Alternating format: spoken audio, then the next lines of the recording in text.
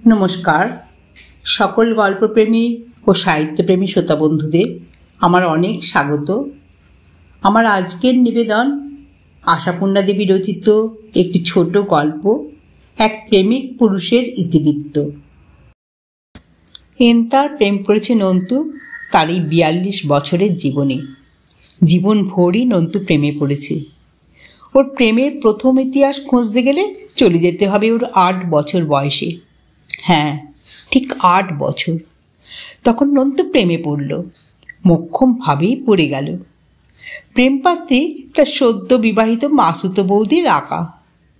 নন্তু সেই নববধূর ঢলঢলে মুখ দেখে মোহিত হলো, কাজল পরা কালো চোখে চাউনি দেখে মুগ্ধ হলো, আলতা পরা পায়ের লাবণ্য দেখে বিভোর হলো, আর ঝকঝকে গহনায় মোড়া হাত গলা কান দেখে জগৎ বিস্মৃত হলো। নন্তু ওই লাবণ্যবতীর দিকে হাঁ করে তাকিয়ে থেকে ভাবে, স্বর্গের পরীরা নিশ্চয় এই রকমই হয়। ভাবে, সোনার কাঠি রূপোর কাঠি গল্পের রাজকুমারী কি আর এর থেকে সুন্দর? নতুন বউ ওর সঙ্গে কথা কইলে নন্তুর বুকের মধ্যে যেন একটা অজানা সুখের বাঁশি বেজে ওঠে। নতুন বউর হাত ধরলে নন্তুর মনে হয় সে এক্ষুনি মরে যাবে। বিয়েবাড়িতে কত লোক, কত ছোট ছেলে মেয়ে, কত হইচই, কত খাওয়া দাওয়া, সেসবের দেশের মধ্যে নন্তু নেই। নন্তু একটি জায়গাতেই পড়ে আছে, নতুন কনের কাছে। নতুন কনের গতিবিধির সঙ্গে নন্তুর গতিবিধি গ্রন্থিত। নতুন কনের পায়ে পায়ে ঘুরে ওর একটু কিছু করতে পারলে কৃতার্থ হয়ে যায়। নতুন কনের আড়া কাজ কি? হয়তো একটু জল চাইল, হয়তো কোনো একটা বই চাইল।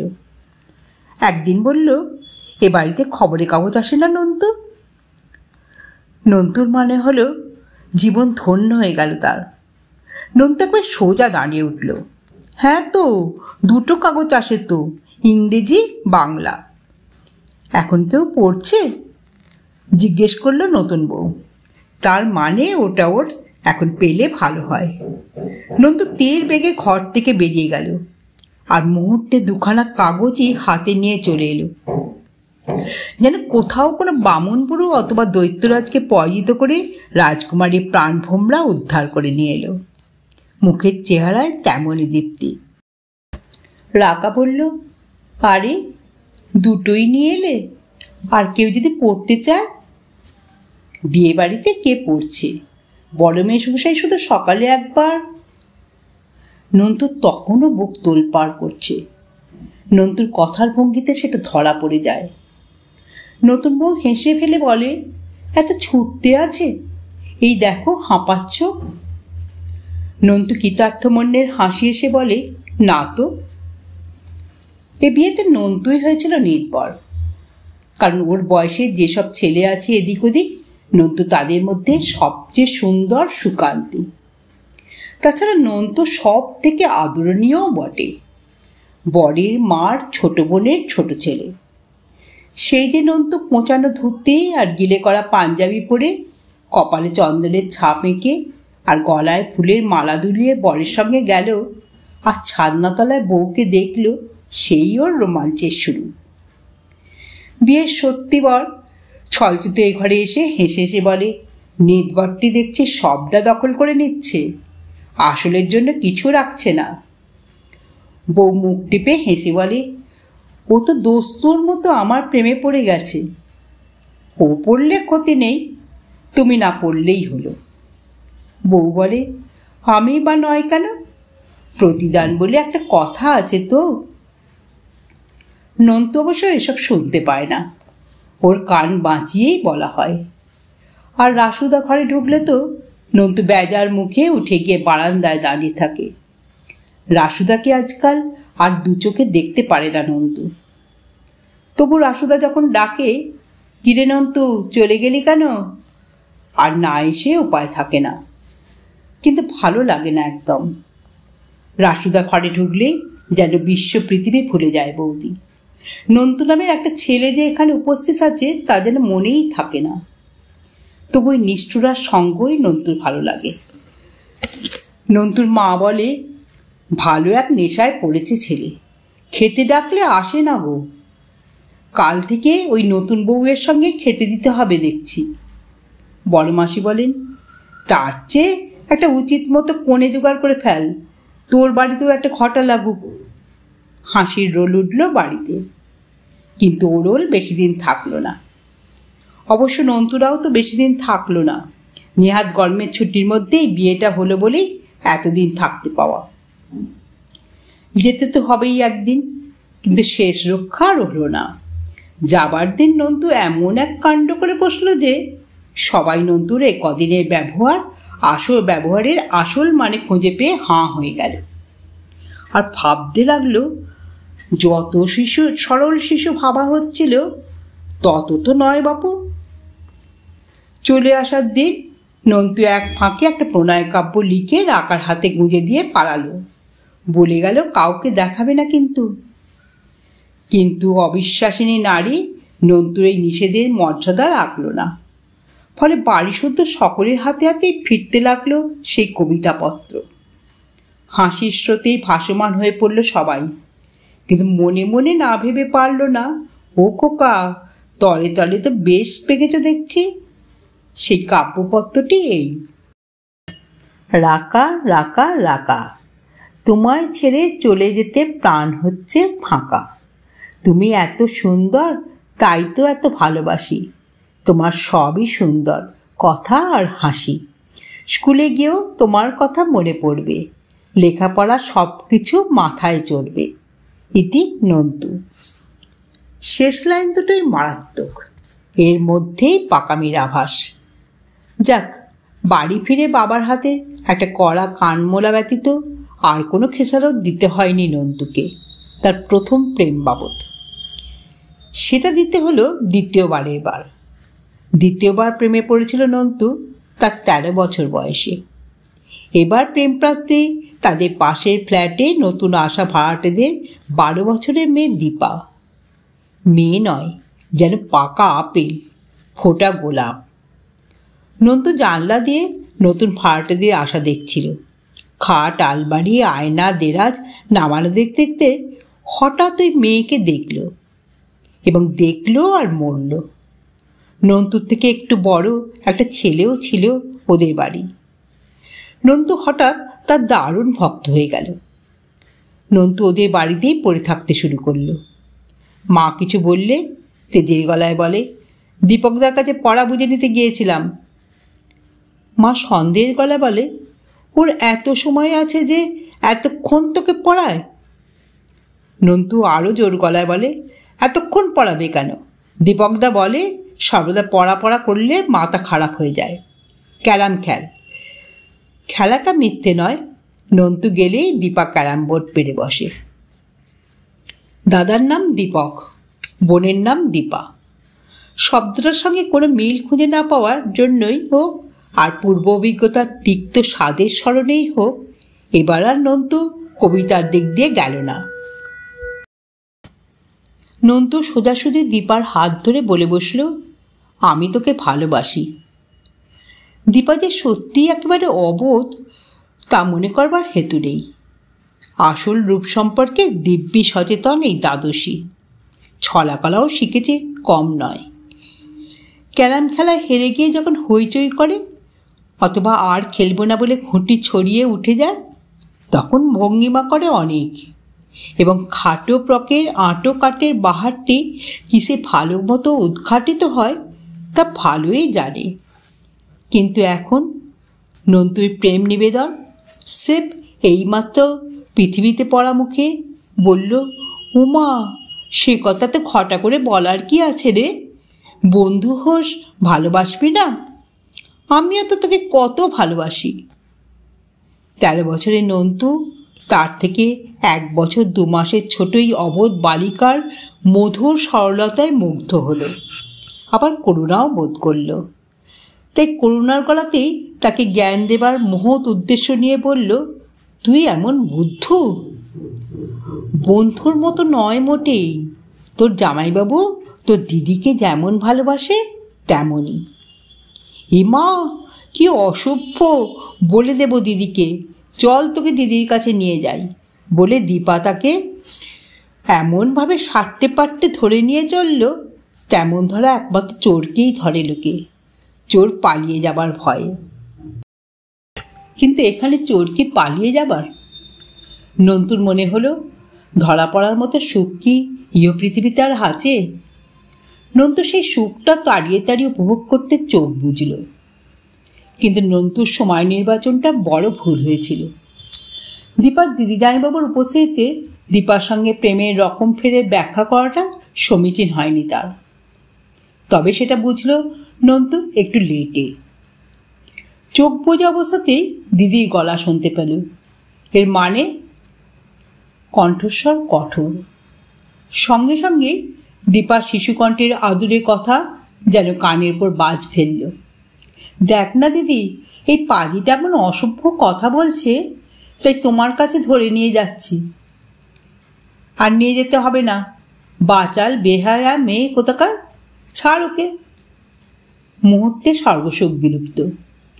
পায়ের তলায় কি মাটি আছে? থাকলে নন্তু নামক প্রেমিক বালকটি তলিয়ে যাচ্ছে কেন?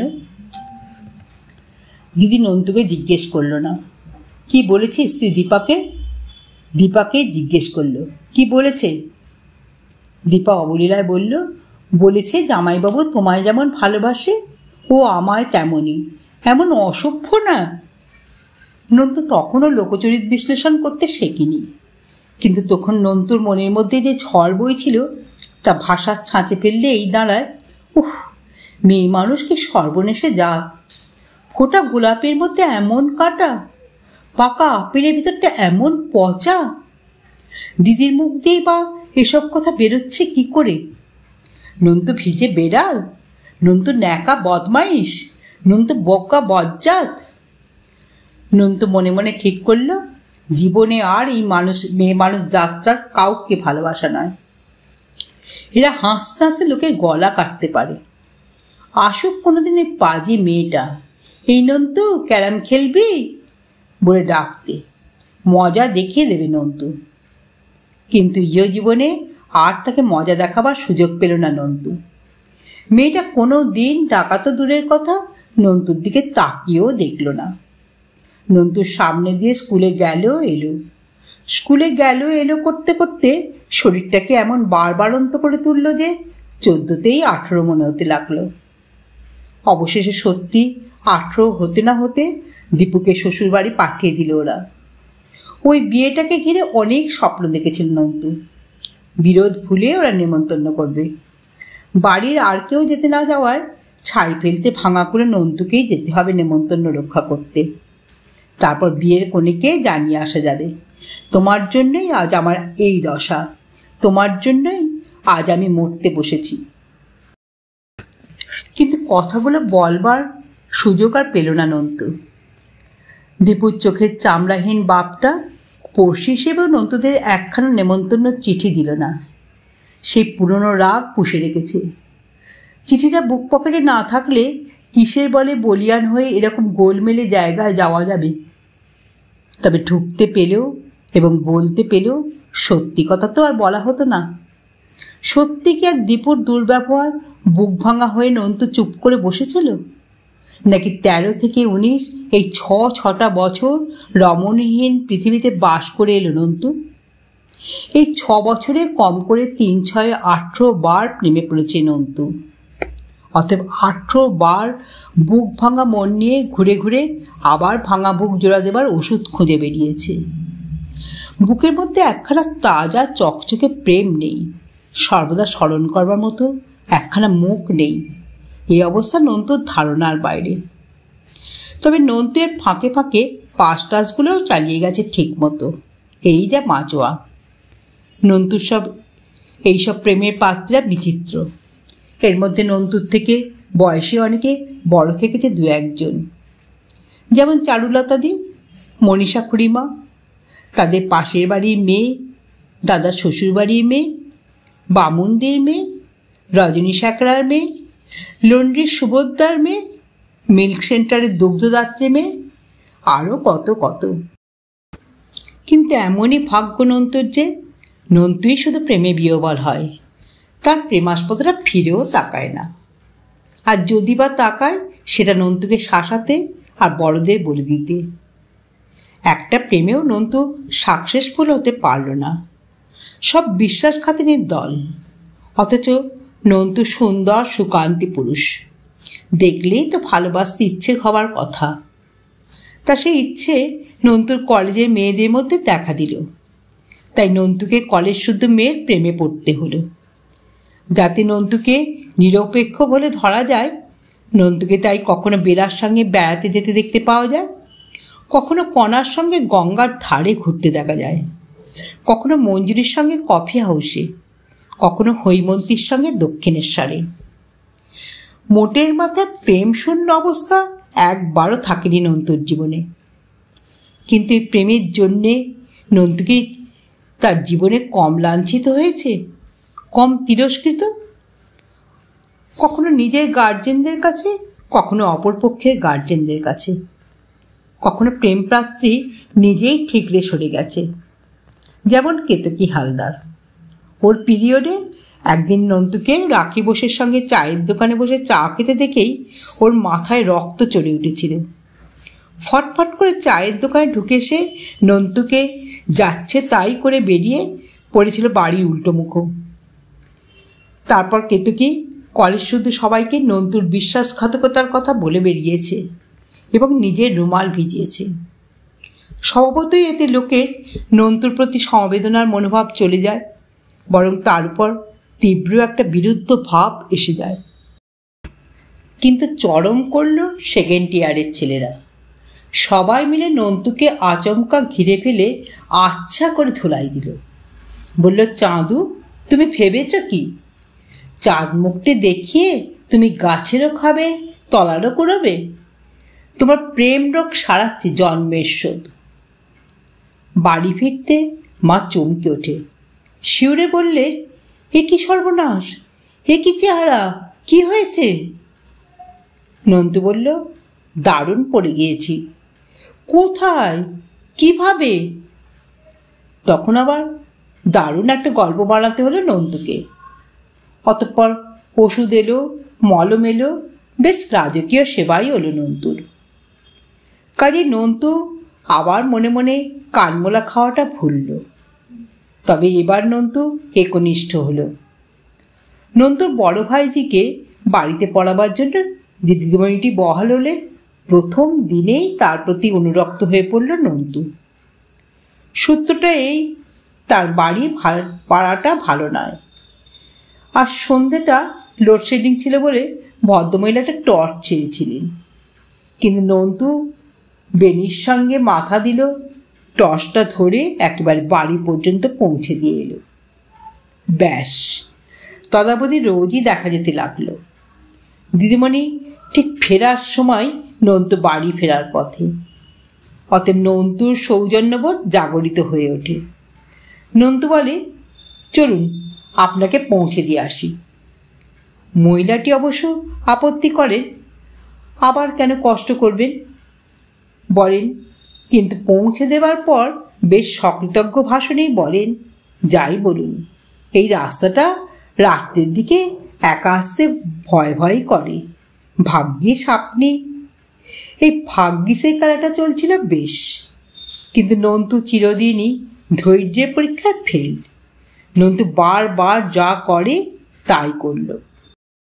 ওই খেলাটা তলিয়ে ভেবে জমিয়ে তোলার আগেই দুম করে একদিন রাস্তাতেই একখানা খোলাখুলি প্রেম নিবেদন করে বসল। আর আশ্চর্য, এতদিনের সৌজন্যময়ী ভদ্রমহিলা মুহূর্তে একেবারে ফনা তোলা ফণিনী হয়ে বলে উঠল, আপনি কি পাগল নাকি? ইস, আপনার ভদ্রতার মুখোশের তলায় এই ছিল, ছি। পরদিন এই নিয়ে চাপা গুঞ্জনে বাড়ি মুখরিত। দিদিমণি কাজ ছেড়ে দিতে চাইছেন, কারণ তার ছাত্রীর কাকা। নন্তুর বৌদি এমন দিদিমণিটি হাতছাড়ার আশঙ্কা ঝাঁঝাল হলেন। লেখাপড়া তো শিখলে অনেক, জ্ঞান বুদ্ধির পালাই হলো না কেন? সুন্দরী মেয়ে দেখলেই আর চোখে কানে দেখতে পাবে না, এরকম কবে যাবে তোমার? সুধা বিশ্বাসের স্মৃতিতে যে সিঁদুর, তাও চোখে পড়েনি। আর তো তোমায় ছাড়া গরু করে রাখা যায় না, এবার গোয়ালে পুঁততে হবে। অতএব তোড়জোড় করে মহা সমারোহে গোয়ালজাত করা হলো নন্দুকে। বাড়ির ছোট ছেলে, সমারোহ ভালোই হলো। আনাজ কানাজ থেকে পর্যন্ত আত্মীয় স্বজন এসে ভিড় করল। তাদের মধ্যে সুন্দরী সুন্দরী মেয়েও ছিল অনেক, কিন্তু নন্তুর নবপরিণীতার কাছে সবাই নিষ্প্রভ। নন্তুর মা খোঁজ ধরেছিলেন, ও আমার সুন্দর মুখ ভালোবাসে, সেটি এনে দিতে হবে। তা ভাগ্যক্রমে এসেও গেল। না এসে যাবারও কারণ নেই। নন্তুর ভালো নাম নন্দিত কুমার। নন্তু ইতিহাসে এমএ। নন্তু দেখতে রূপবান এবং এখন একটা নামী কলেজের লেকচারার। তাছাড়া নন্তু বাড়ির ছোট ছেলে, এখনো মা বাপ বর্তমান এবং 3 দাদাই কেষ্টবিষ্টু। সম্প্রতি নন্তুর মেজদা গাড়ি কিনেছেন, আর নন্তুর ঠাকুরদা এমন একখানি রাস্তার উপর এমন একখানি জাঁতরেল 3 তলা বাড়ি হাঁকড়ে রেখে গেছেন যে আরও এক পুরুষের বংশধরদেরও কুলিয়ে যাবে। অতএব সুন্দরী গায়িকা সুপাত্রে জুটবে, এটা আশ্চর্যের নয়। সবাই নিঃশ্বাস ফেলে বাঁচল। এতদিনে নন্তু একটা বৈধ প্রেমপাত্রী পেল, আর নন্তুকে নিয়ে দিশেহারা হতে হবে না। বাড়ির লোকের, পাড়ার লোকের, আত্মীয়জনের, বন্ধুমহলের, এ যাবৎ তো সবাইকে হতে হয়েছে দিশেহারা। কাকের মুখ থেকে মাছের মতো, বিড়ালের মুখ থেকে দুধের মতো, সিঁড়ির মুখ থেকে হামা দেওয়া শিশুর মতো ধরধর করতে হয়েছে তো চিরকাল নন্তুকে নন্তুরে মুখ থেকে। আর কারো দায়িত্ব নেই। এখন ভাবনা নন্তু বউ নিয়ে কতটা মাতামাতি করে, কতটা বেহায়াপনা করে। অষ্টমঙ্গলার মধ্যেই তো হনিমুনে যাবার জন্য উদ্যম হচ্ছে দেখা গেল। আমি নন্তুদের পাড়ার চিরকালের বাসিন্দা। নন্তুকে বিয়ে পর্যন্ত তাই ছিলাম। কর্মচক্রে তারপরই হঠাৎ ধেচ্ছাড়া হতে হলো। তারপর যা হয়, প্রথম প্রথম ঘন ঘন চিঠিপত্রে খবরের লেনদেন, ক্রমশ কমতে কমতে একেবারে শূন্যর অঙ্ক। 10 বছর পরে আবার দেশে ফিরলাম এবং সেই পুরনো ভাড়াতেই ফিরতে হলো, কারণ বাড়িটা বসত বাড়ি, পৈতৃক বাড়ি। বাড়িতে যারা ছিল তাদের কাছে পাড়ার খবর নেই। এ কেমন আছে, ও কেমন আছে, ভালোয় মন্দে মেশানো খবর। কিন্তু নন্তুর খবর অদ্ভুত। হনিমুন থেকে ফিরে এসেই নাকি নন্তুর প্রেম রোগ এমন সেরে গেল যে নন্তু তার বৈধ প্রেমপাত্রীটিকেও একেবারে ভুলে গেল। নন্তু খিটখিটে হলো এবং ছোট লোক হলো। নন্তু স্ত্রীর প্রতি যা তুচ্ছ তাচ্ছিল্য করে, যা দুর্ব্যবহার করে, যা নিষ্ঠুরতা করে, তা নাকি বাসন মাজা ঝি দিয়ে বড়েও করে না। উঠতে বসতে খিঁচোয় বউটাকে। শুনে তাজ্জব লাগলো বই কি। গেলাম ওদের বাড়ি। বউ দেখে অবাক। সেই রং কোথা, সেই গড়ন কোথা, সেই মুখ কোথা, বিষণ্ণ বিষণ্ণ বিষণ্ণ বিষণ্ণ মুখে যে হাসিটুকু, সেও যেন করুণ। বিয়ের সময় 22 বছর বয়স ছিল বউয়ের।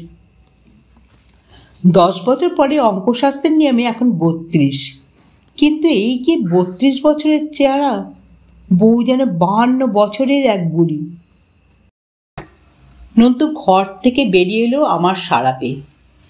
প্রথম নজরেই বউকে একটা তাড়া দিয়ে, সঙ্গের মতন দাঁড়িয়ে আছো কেন, চায়ে জল টল চড়াও তো একটু। বলল শুধু তাড়া দিয়েই নয়, খিঁচিয়েও। কিন্তু এই নন্তুই কি সেই নন্তু? এরই বা কি চেহারা হয়েছে। জেল্লাহীন হলদেটে রং, গাল ভাঙা, চোখ কোটরে, মাথার মাঝখানে টাকের আভাস। না বলে পারলাম না, চেহারার একই হাল করেছ নন্তু। নন্তু অবজ্ঞায় চোখ উল্টে বলল, বয়স হচ্ছে না।